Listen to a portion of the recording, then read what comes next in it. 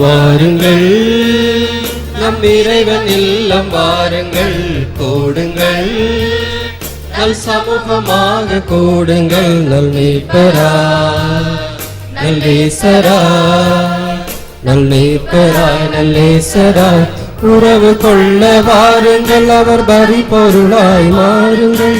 வாருங்கள் நம் இறைவன் இல்லம் வாருங்கள், கூடுங்கள் நல் சமூகமாக கூடுங்கள்.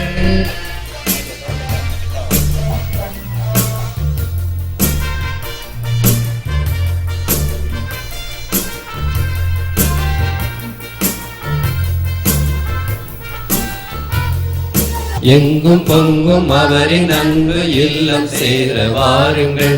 காக்கும் கரங்கள் நம்மை என்றும் இருக பற்ற வாருங்கள். அழைக்கும் தேவனவர் குரலினை கேளுங்கள். அவனை வாழ்விலேயே அமைத்திட வாருங்கள். நன்மை கோடி நலம் செழிக்க நாடி வாருங்கள். நலங்கள் யாவும் தந்தவரை புகழ்ந்து பாடுங்கள். வாருங்கள் நம் இறைவன் இல்லம் வாருங்கள், கூடுங்கள் நல் சமூகமாக கூடுங்கள்.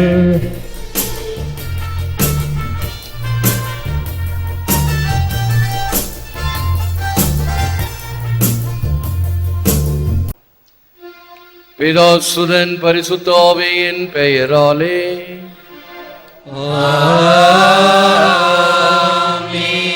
ஆண்டவராகிய இயேசு கிறிஸ்துவின் அருளும் கடவுளின் அன்பும் பரிசுத்த ஆவியின் நட்புறவும் உங்கள் அனைவரோடும் இருப்பதாக.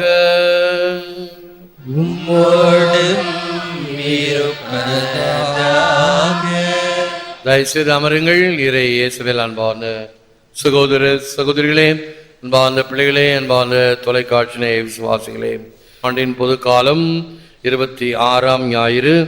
இத்திருப்பலியை நம்மோடு சேர்ந்து கூட்டு திருப்பலியாக ஒப்பு கொடுக்க வந்திருக்கும் அருள் தந்தை டொமினிக் சலேஷ குரு கூடங்குளம் அருகில் பணிபுரிகின்றார். அவரையும் வரவேற்கிறோம். எல்லாம் வல்ல இறைவன் நம் மீது இறக்க வைத்து நம் பாவங்களை மன்னித்து நம்மை நித்திய வாழ்வுக்கு அழைத்து செல்வாராக. ஆமென். ஜெபிப்போமாக. இறைவா, மன்னிப்பளிப்பதாலும் இரக்கம் காட்டுவதாலும் நீர் எல்லாம் வல்லவர் என சிறந்த முறையில் வெளிப்படுத்துகின்றீர். எங்களுக்கு நல்வாழ்வு உண்டு என்ற வாக்குறுதியில் நம்பிக்கை கொண்டு உமது அன்பையும் மன்னிப்பையும் நாடியும் திருமுன் வந்துள்ளோம். இந்த நம்பிக்கையில் தளராமல் முன்னேறி சென்று நிறைவாழ்வு அடைய உமது வார்த்தையாலும் இருந்தாலும் எங்களுக்கு நல்வழி காட்டுவீராக. உம்மோடு பரிசுத்த ஆவியின் ஐக்கியத்தில் இறைவனா என்றென்றும் வாழ்ந்து ஆட்சி செய்ய எங்கள் ஆண்டவரும் திருமகனும் ஆகிய இயேசு கிறிஸ்து வழியாக உம்மை மன்றாடுகிறோம்.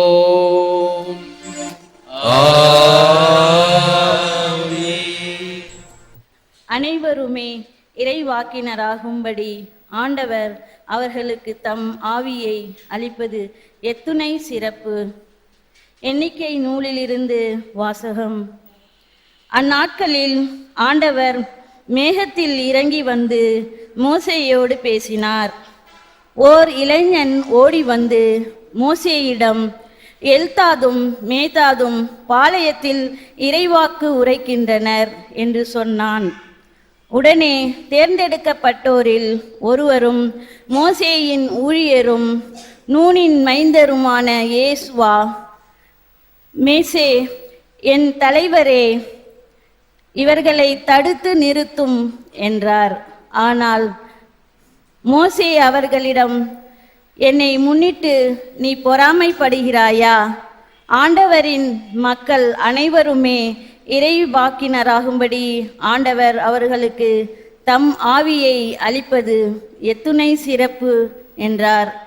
பின் மோசேயும் இஸ்ரேலின் மூப்பரும் பாளையத்துக்கு திரும்பினர். இது ஆண்டவர் வழங்கும் அருள்வாக்கு. இறைவா, உமக்கு நன்றி.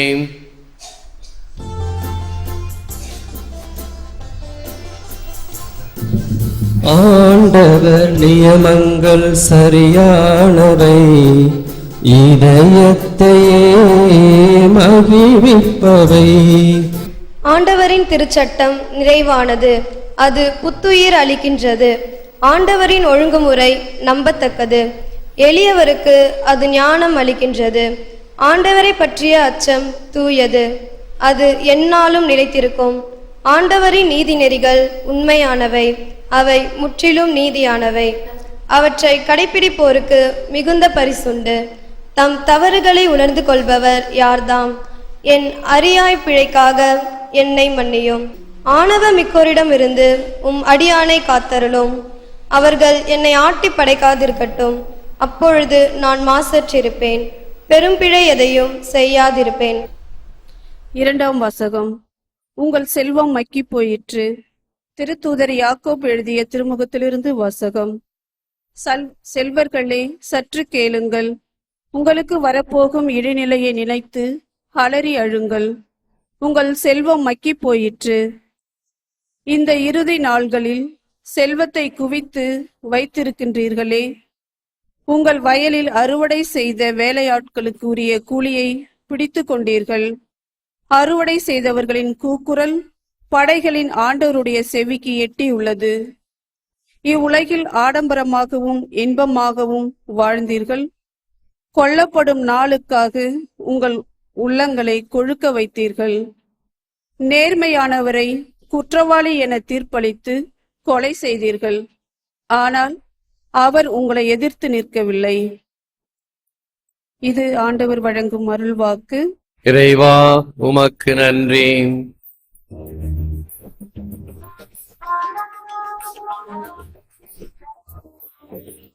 அல்லேலூயா, அல்லேலூயா,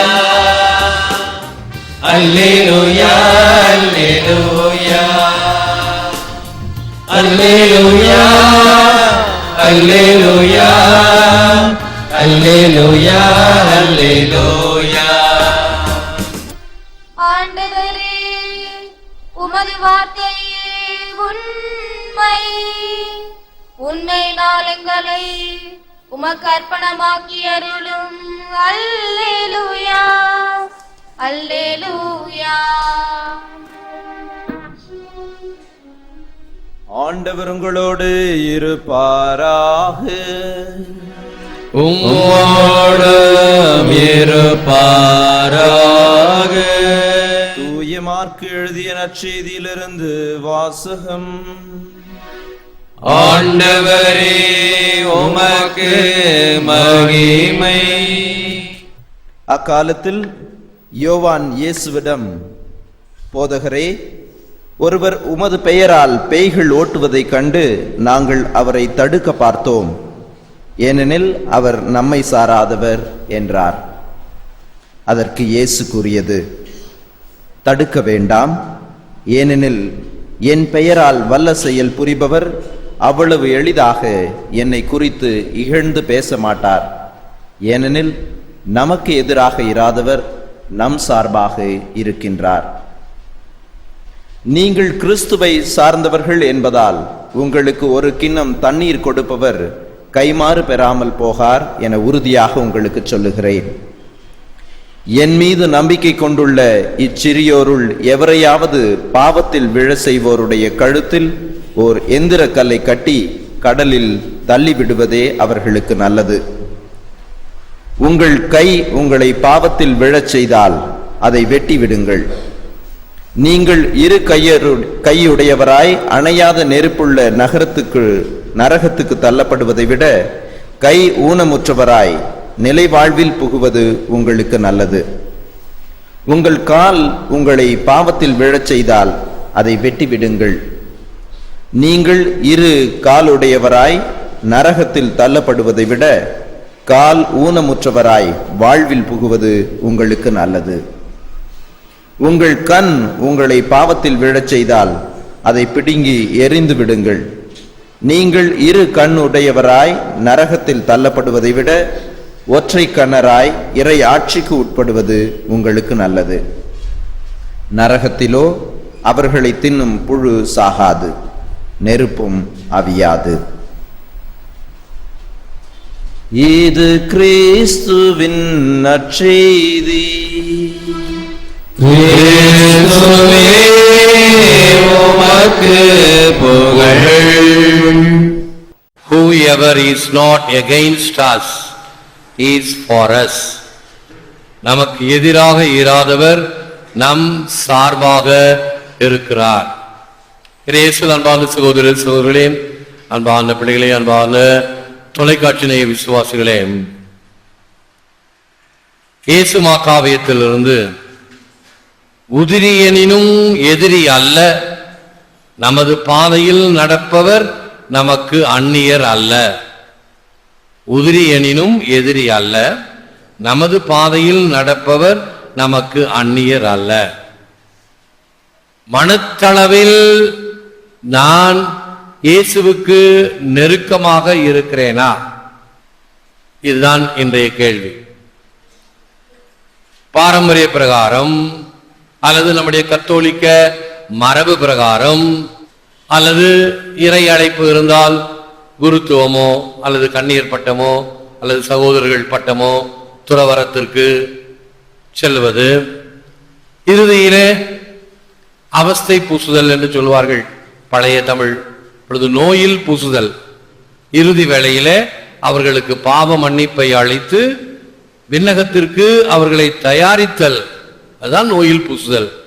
இப்படி அருட்சாதனங்களை பெற்றவர்கள் கத்தோலிக்க கிறிஸ்தவர்கள். இவைகள் இருந்தால் போதுமா? நான் எல்லா அருட்சாதனையும் பெற்றிருக்கிறேன், ஆகவே நான் இயேசுவுக்கு நெருக்கமானவன் என்று சொல்ல முடியுமா? கேள்விக்குரிய. நமக்கு நாமே சோதனையிட்டுக் கொள்ள வேண்டும். There can be no ecumenism worthy of the name without a change of heart, personal conversion as well as for communal conversion. எல்லா சபைகளும் ஒன்றாக்க வேண்டும். எல்லாம் கிறிஸ்துவின் பேர் தான் இருக்கிறோம், ஆனால் பிரிந்து பிரிந்து இருக்கிறோம் பல வகைகளிலே. அனைத்துக்கும் மையமாக இருப்பது கிறிஸ்து. அந்த கிறிஸ்து என்னை ஆட்கொண்டு அவர் வழியில் நான் உறுதியாக நடக்கிறேனா? அவர் குரலை கேட்கிறேனா? பின்பற்றுகிறேனா? ஒரு உதாரணம் சொல்வேன். ஆகவே உதாரணங்களோடு நற்செய்தியும் மனதில் வையுங்கள். யார் இயேசுவுக்கு சார்பாக இருக்கிறார்களோ, அவர்கள் அருட்சாதனங்கள் வாங்குகிறார்களோ இல்லையோ, ஆனால் இயேசுவுக்கு நெருக்கமானவர்கள். அருட்சாதனங்களை வாங்கியும் வெகு தூரத்தில் இருப்பவர்களாக இருக்கக்கூடும். பேராலயத்தில் பகுதந்தையாக இருந்த பொழுது ஒரு இளைஞன் ஒரு சிகப்பு பனியன் போட்டுக்கிட்டு இங்கேயும் அங்கேயும் ஓடுறான். என்ன நடக்குது தெரியலையே. நான் அலுவலகத்தில் வேலை செய்து கொண்டே அதை பார்த்து கொண்டே இருக்கிறேன். அடுத்த 2 நிமிஷத்துல வாட்ச்மேன் வராரு. ஃபாதர், கோயில்ல கடைசி பெஞ்சில ஒரு வாலிப பிள்ளை ஒன்று பாய்சன் சாப்பிட்டது போல வாயெல்லாம் நுர தள்ளிக்கிட்டு இருக்குது அப்படின்னு சொன்னான். அப்படியா? உடனே எழுந்து போனேன். அதுக்குள்ளார நம்ம சிகப்பு பனியன் தம்பி போய் ஒரு ஆட்டோ எடுத்துக்கிட்டு வந்துட்டான். ஆஸ்பத்திரிக்கு எடுத்துட்டு போறதுக்கு. ஆஸ்பத்திரிக்கு கூட்டிட்டு போறேன். யாராவது ஒரு பெண்ணை ஆட்டோவுக்கு பக்கத்துல உட்கார வச்சு வர சொல்லுங்க, நான் மோட்டார் சைக்கிள்ல போறேன் ஆஸ்பத்திரிக்கு. யாராவது துணிவாங்களா? எனக்கு வேண்டாம் சாமி, எனக்கு வேண்டாம் சாமி, இது போலீஸ் கேஸ் ஆயிடும், அப்புறம் போகணும் வரணும் சாட்சி சொல்லணும், எனக்கு வேண்டாம் சாமி என்று எல்லாம் ஒதுங்கினார்கள்.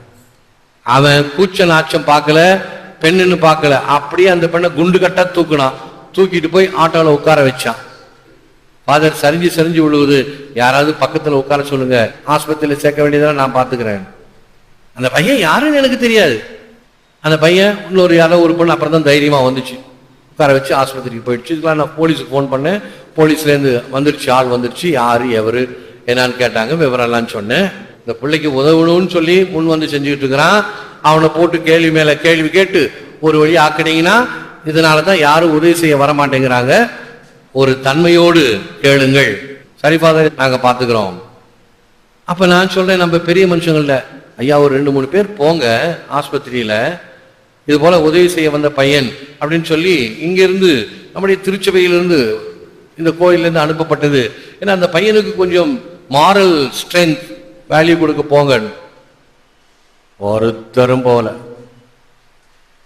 அடுத்த 2 நிமிஷத்துல பையன் வந்தான், மோட்டர் சைக்கிள் வந்தான். அவனை கூப்பிட்டேன், தம்பி வா, என்ன சங்கதி, கோயிலுக்கு இந்த நேரத்துல எல்லாம் வந்திருக்கிற? ஃபாதர், தினமும் நான் வேலைக்கு போவதற்கு முன்னால் இங்கு ஆலயத்தில் வந்து ஆண்டவரை தரிசித்து ஜெபித்து விட்டு செல்வேன். நீ கிறிஸ்டியனா இந்துவா? இந்து தான் ஃபாதர். அப்புறம் எப்படி நீ கோயிலுக்கு வர? நான் சாலக்குடி தியானத்துக்கு போனேன் ஃபாதர். அன்றையிலிருந்து இயேசு எனக்கு நெருக்கமானவராக இருக்கிறார். ஆகவே தினமும் நான் கோவிலுக்கு வந்து ஆண்டவரை தரிசித்துட்டு தான் செல்லுவேன். இன்னைக்கு வந்தப்ப இந்த காட்சியை பார்த்தேன், உதவினேன். நீங்களும் நானும் பாரம்பரிய கிறிஸ்தவர்கள், ஞாயிறு தோறும் மறையுரையை கேட்டு வைப்பவர்கள். இவைகள் நம்முடைய சாரமாக இருக்கிறதா? இயேசுவுக்கு நெருக்கமாக இருக்கும் பொழுது உதவி செய்ய நான் ஏன் அஞ்ச வேண்டும்? ஐயோ எனக்கு பொல்லாப்பு வரும், வேண்டாம். நல்ல சமாரித்தன் உவமையை படிப்போம், நாடகமாக நடிப்போம், ஆனால் செயல்படுத்துவதற்கு அச்சம் வேண்டாம், எனக்கு தொல்லை துன்பம். இப்படியே நத்த போல சுருங்கிக்கிட்டே இருந்தீங்கன்னா ஓட்ட விட்டு எப்ப வெளியில வர்றது, எப்ப நடக்கிறது, எப்ப போறது? இந்த விசுவாசமானது வளர வேண்டும், போக வேண்டும். எப்பொழுது? உயிர் துடிப்புள்ள விசுவாசமாக இருந்தால்தான். ஒரு அம்மா என்கிட்ட கோச்சிக்கிட்டு இப்ப கோயிலுக்கே வரதில்லை. ஏன் தெரியுமா? தினமும் பூசைக்கு வரும். பூசையில நற்செய்தி படிக்கும் போது, தியான பாடல் பாடும்போது உட்கார்ந்து இருப்பாங்க இல்லையா, அப்ப வரும். நேரா நடுசாலையில வரும். எங்க ஃபேன் ஓடுதோன்னு பார்த்து மேலே பார்த்துட்டு நேரா வந்து அங்க உட்காரு. இதை தினம் தினம் நான் பார்த்தேன். ஒரு நாள் சொன்னேன், ஏமா நீ வரதே லேட்டு, அதுல வேற மக்களுக்கு தொந்தரவு பண்ணிக்கிட்டு வர, பராக்கு பார்த்துக்கிட்டு வர, அங்கதான் வெளியில வளாகம் கட்டியிருக்கேன் இல்லையா, அங்க இருந்து பூசை பார்த்துட்டு போலாம் இல்லையா, தாமதமா வர, முன்னாடி வந்தீங்கன்னா வந்து உட்கார்ந்துக்க, அவ்வளவுதான். இனிமே உன் கோயிலுக்கே வரமாட்டேன் சாமி. கோயிலுக்கே வரல. பாருங்க, இதுக்கு தான் சொல் புத்தி இல்லை தன் புத்தி இல்லைன்னு சொல்லுவாங்க. ஒண்ணு தானா வரணும் அல்லது சொல்லி வரணும், ரெண்டு இல்ல. மூணாவது பாத்தீங்களா, உன் கோயில் வேணாம், உன் சாமி வேணாம், போ, நான் வேற கோயிலுக்கு போறேன். என்ன ஆகும் தெரியுமா? இந்த சாமியார் டிரான்ஸ்பர் ஆகி போற வரைக்கும் இந்த கோவில் பக்கம் போக மாட்டேன். இப்படி எத்தனை பேர் இருக்குன்னு தெரியுமா? நிறைய பேர் உண்டு இது மாதிரி. இந்த பக்கம் தானா, எல்லா பக்கங்களையும் உண்டு. இதான் விசுவாசமா? அதை விட ஒரு மாற்று கருத்து ஒரு கதையும் சொல்லி இருக்கிறேன். இந்த பாட்டி கதை என்னன்னா, 2வது பாட்டி கதை. அது வந்துச்சு, பங்குசாமியாட்ட ஏதோ சண்டை, பங்குசாமியார் கத்த, அது கத்த, 2 பேரும் கத்த, அது போ சாமி அப்படின்னு மூஞ்சிலே முழிக்க மாட்டேன் அப்படின்னு சொல்லிட்டு போயிடுச்சு. சாயங்காலம் ஃபாதர் பூசை வைக்கிறாரு. முதல் பெஞ்சில முதல் ஆளா உட்கார்ந்து இருக்குது. பங்குசாமியார் பார்க்கிறாரு, அவருக்கு மனசு வருத்தம். ஐயோ இந்த பாட்டியை திட்டமே, பாட்டி காலையில நான் திட்டேன், வருத்தமா இருக்குது, கோச்சுக்காத அப்படின்னு சொன்னோடனே அந்த பாட்டி என்ன தெரியுமா சொல்லிச்சு, அடப்போ சாமி, இது ஏன் கோயில், ஏன் ஆண்டவர், நான் வருவேன் பூசை காணுவேன், இதுக்கு இடையில எந்த பேய் வந்து என்ன சொன்னா எனக்கு என்ன, அடப்பாவமே கேட்டது தப்பா போச்சே அப்படின்னு நினைச்சுக்கிட்டா இருப்பா. இது விசுவாசமா? கோயிலே வேணாலும் அப்படியே இந்த திறந்துட்டு போறது முக்கியமா? யார் இயேசுக்கு நெருக்கமானவர்கள்? இடரினும் தளரினும் எனது ஒரு நோய் தொடரினும் என்றும் உன் கடல் தொழுவேன். அர்த்தம் என்ன? இடருது, தடுக்கி விழுறோம், ஏதாவது ஒரு சம்பவத்துல அங்கேயே அப்படியே படுத்து கிடக்குமா, எழுந்து கை காலை தட்டிட்டு, முன்பில் சராய்ப்பு இருந்தா தட்டிட்டு மறுபடியும் பயணத்தை தொடர வேண்டும். நிறை வாழ்வை நோக்கி திரு பயணம். எனது ஒரு நோய் தொடரினும். சிலருக்கு விடாத நோய் இருக்கும், வெளியில சொல்ல முடியாது, பார்க்கறதுக்கு நல்லா இருப்பாங்க, ஆனா உள்ள பலவிதமான வலி வேதனை. எனக்கு தெரிய ஒரு வயசான சிஸ்டர், பெரிய பெரிய போஸ்ட்லாம் இருந்து ரிட்டையர்ட் ஆகி சென்ட் தாமஸ் மோட்ல இருந்தாங்க, மதர் லிட்வினா பேர். அவங்க ரிட்டையர்ட் ஆகி அவங்களுக்கு ஒரு தனியா ஒரு ரூமு, எப்பொழுதும் புன்முறுவல் பூத்த முகம், வயசான அம்மா பாட்டி, புன்முறுவல் புத்தகம். அவங்க கேன்சர் நோயினால் பாதிக்கப்பட்டிருக்கிறார்கள். பயங்கர வலியும் வேதனையும் உள்ளே அவர்கள் சுமந்து கொண்டிருக்கிறார்கள். ஆனால் அது வெளியிலே முகத்தில் தெரியாது. புன்முறுவல் பூத்த முகத்துடன் இந்த வேதனையை பொறுத்து கொண்டிருக்கிறார்கள். எனது ஒரு நோய் தொடரினும், அந்த வார்த்தைக்கு தான் அர்த்தம். இடரினும் தளரினும் எனது ஒரு நோய் தொடரினும் என்றும் உன் கடல் தொழுவேன். ஆண்டவரே, உம்மை நான் தொழுது போற்றி புகழ்ந்து கொண்டிருப்பேன். நான் ஏன் தான் பிறந்தேனோ, நான் சாகக்கூடாதா, என் வாழ்வை எடுத்துக்கூடாதா என்றெல்லாம் பிரலாபித்துக் கொண்டிருப்பவர்கள் எத்தனை பேர்? தற்கொலை செய்துபவர்கள் எத்தனை பேர்? இவர்கள் எல்லாம் இந்த வாழ்க்கையினுடைய சுழிவு நெளிவுகளை அறியாதவர்கள், அவருடைய ஆழத்துக்கு செல்லாதவர்கள். இதுதான் இந்த personal conversion and communal conversion. பங்குகள் இருக்கின்றன. பங்கு கோயில் என்பது குறிப்பிட்ட மக்களுக்கு என்றல்ல.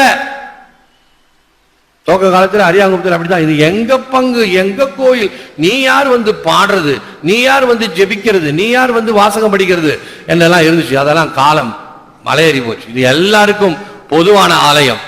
உலகம் முழுவதும் திருப்பலி செல்கிறது. நம் பங்கு மட்டுமல்ல, ஏர் பாரிஷ்னர்ஸ் என்று எங்கெல்லாம் திருப்பலி பார்த்து கொண்டிருக்கிறார்களோ அவர்களுக்கும் இந்த ஆலயம் இறைவனுடைய அருளை வழங்குகின்ற ஆலயம். ஆண்டவர் குணம் தன்னை காண்கிறவர் இறைவன். மனுஷன் என்ன பண்றான்? குற்றந்தனை தான் பார்ப்பான். எது தப்போ எது தவறோ அதான் பார்ப்பான். ஆக நாம் எப்படிப்பட்டவர்கள்? கம்யூனல் கன்வர்ஷன் என்றால் அனைத்தையும் ஏற்றுக்கொள்கின்றவர்களாக இருத்தல் வேண்டும். ஆகவே இந்த மாதத்தில் நம்மிடம் இருக்க வேண்டிய கருத்து என்ன? By the side of the great saints, roses and white lilies, there are the little ones, daisies and violets, intended to give pleasure to God's eyes when he gazes at the earth. இறைவன் மேலிருந்து பார்க்கும்போது இந்த உலகத்தை பல நல்ல மலர்கள் இருக்கின்றன. பெரிய பெரிய பூக்கள் எல்லாம் அருமையாக பார்ப்பதற்கும் கவர்ச்சியாக மனம் தரக்கூடிய வகையிலும் இருக்கின்றன. அவைகளோடு சேர்ந்துதான் சின்ன சின்ன பூக்கள் எல்லாம். இவைகள் ஆண்டவர் கண்ணுக்கு மகிழ்ச்சியை தருகின்றன. நான் எப்படிப்பட்டவராக இருந்தாலும் சரி, பல வல்ல தீர செயல்கள் செய்தாலும் சரி, சாதாரண வகையில் இருந்தாலும் சரி, ஆண்டவருக்கு ஏற்படைய வகையில் நான் இருத்தல் வேண்டும். இந்த நற்செய்தி வாருங்கள். இந்த பொறாமை அல்லது பிறருக்கு துர்மாதிரியாக இருத்தல், தவறான வழிகளை காட்டுதல், இவைகள் எல்லாம் கண்டிக்கப்பட வேண்டும் என்று சொல்லி இயேசு என்ன சொல்றாரு? கல்ல கட்டி கடல்ல போடுன்னு சொல்றாரு ஒன்று. அல்லது உனது கையையே நீ வெட்டிக்கொள், கையிலானாலும் சரி காலினாலும் சரி, நீ மோட்சத்துக்கு போற வழியே பார். இந்த நற்செய்தி படிச்சோன்னு நீங்க என்ன நினைச்சீங்க? உன் கை காலை இழந்து விட்டு நீ விண்ணகத்தை சுதந்தித்துக் கொள். கை காலோடு நரகத்துக்கு செல்வதை விட நீ கை கால் இழந்து விண்ணகம் செல்லலாம். என்ன இயேசு சாமி, இதெல்லாம் கதைக்கு ஆகுமா, நடக்குமா அப்படின்னு குறைஞ்சது ஒரு 10-15 பேராவது நினைச்சிருப்பீங்க. நிச்சயமா நினைச்சிருப்பீங்க, இது நடக்குமா, செய்ய முடியுமான்னு. சினிமாவில் வந்துச்சுன்னா அப்படியே நமக்கு வேத வாக்கு. இதே காட்சி, இதே கூற்று, இதே கருத்து சினிமாவில் நடைபெறுது. கடைசியில இந்த படம் முடிகிற சமயத்துல அந்த பயங்கரமான வில்லன், எல்லாத்தனமான அயோக்கியத்தனம் செஞ்சவன், அவனை சாகடிக்கிறதுக்கு நம்ம ஹீரோ வருவார். கடைசி சீன்ல அவன் கையும் இன்னொருத்தன் கையும் செயின் மாட்டிக்கும், அவன் கீழே தொங்கிட்டு இருப்பான். அப்ப இவன் என்ன செய்வான்? ஹீரோ, என் கை போனாலும் போகட்டும், ஆனா நீ கொடூர பாவி, நீ உயிரோடு இருக்க கூடாது சொல்லி கையை வெட்டிக்குவான். சரியான சீன், சரியான கிளைமேக்ஸ் அப்படின்னு பாராட்டணும் இல்லையா? அப்ப கதையிலையும் சினிமாவிலையும் கமலஹாசன் சொன்னா சரிதான் சரி, இயேசுசாமி சொன்னா இது எப்படி சாமி போறதுன்னு எப்படி கேட்கிறோம்? அதுதானே இயேசுசாமி சொல்றாரு. நீ இவைகளை எல்லாம் இழந்து விண்ணகத்துக்கு போவதற்கு தயாராக இரு. அதை ஏற்றுக்கொள்ளுகின்ற மனநிலை, உறுதிப்பாடு நமக்கு வேண்டும். ஜெபிப்போம். ஆண்டவராகிய இயேசுவே, உமது இரக்கத்திற்கு எல்லை இல்லை. எளிய மனத்தோருக்கு நீர் இலவசமாய் தரும் சுதந்திரத்தை எங்களுக்கு தந்து தன்னலமின்றி பிறரை அன்பு செய்து பணியாற்றிட வரமருளும். உமக்கான எம் அன்பினால் பிறருக்கு நன்மை செய்யவே ஆசிப்பேனாக. ஏற்று வரமருளும் இறைவா, காக்கும் கரங்களினால். ஆமென், ஆமென்.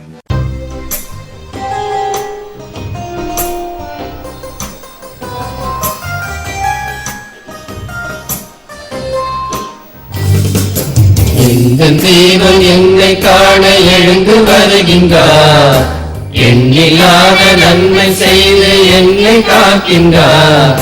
என் வாழ்வில் தேவனா, உள்ளம் தேடும் தேவனா, எங்கள் தேவன் என்னை காண எழுந்து வருகின்றார், எண்ணில்லாத நன்மை செய்து என்னை காக்கின்றார்.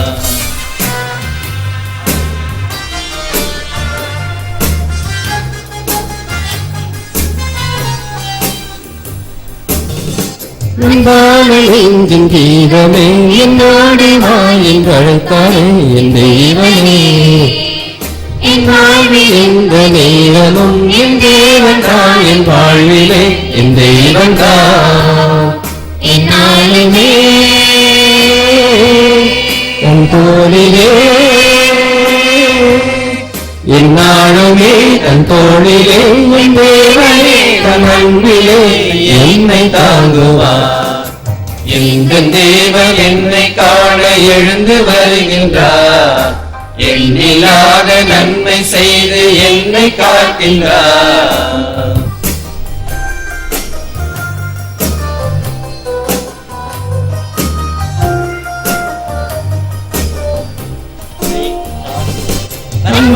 நெஞ்சின் கீதமே என்னோடு வாயில் அழைத்தாரே என் தேவனே என் வாழ்வில் எந்த நேரமும் என் தேவன் தான் என் வாழ்விலே என் தேவன் தான் என்னாலுமே என் வாழ்விலே என்னாலுமே தன் தோளிலே என் தேவனே தன் அன்பிலே என்னை தாங்குவார் எந்த தேவன் என்னை காண எழுந்து வருகின்றார் எண்ணில்லாத நன்மை செய்து என்னை காக்கின்றார் என் வாழ்வின் ஜீவனா என் உள்ளம் தேடும் தேவனா இந்த தேவன் என்னை காண எழுந்து வருகின்றார் எண்ணில்லாத நன்மை செய்து என்னை காக்கின்றார்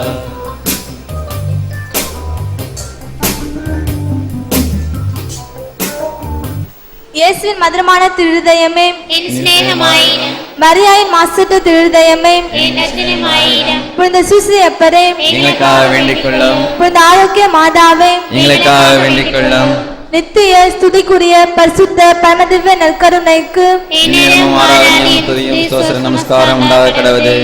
பிதாசுதன் பரிசுத்த ஆவியின் பெயராலே ஆமென். இயேசுவுக்கே புகழ் மரியே வாழ்க.